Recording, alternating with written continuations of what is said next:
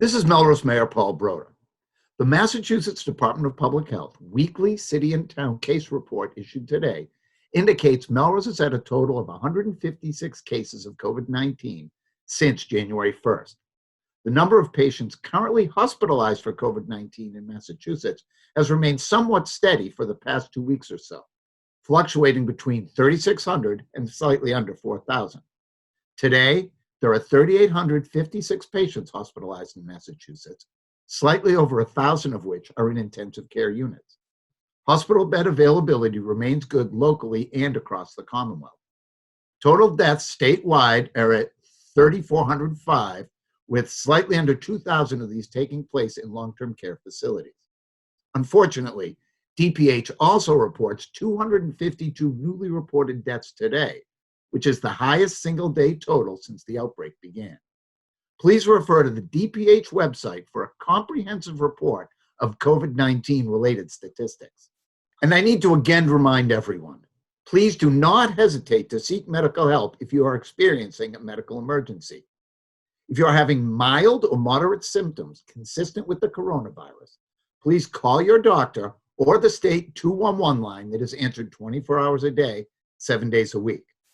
But if you are having a medical emergency of any kind, including difficulty breathing, chest pains, or signs of stroke, please call 911 immediately.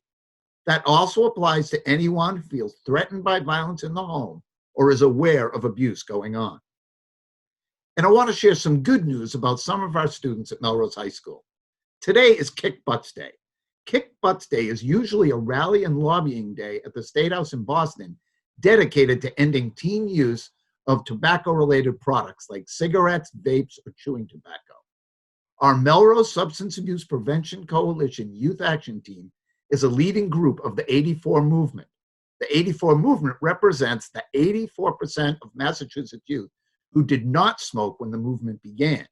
Now, 93.4% of youth do not smoke. Today, the Melrose Chapter, led by MHS students and ably supported by Bob Savarino, were recognized as finalists for the Peer Outreach Award.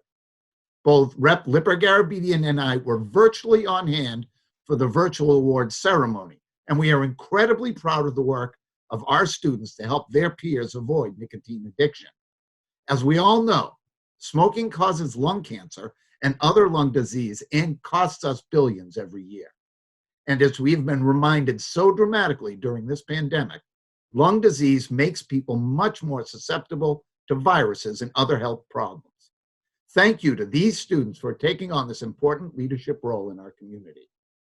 Now let's honor that leadership by continuing to follow the good public health practices that help protect the entire community during the pandemic. Stay home and avoid contact with others. Respect the recommended curfew from 9 p.m. to 6 a.m. Wear a face covering whenever you leave home, and especially in stores or similar locations. Stay 6 feet away from other people at all times. Wash your hands and clean and sanitize surfaces frequently. Thanks again to our student action team leaders and to all of you for caring for yourselves and each other. Together, we will all get through this.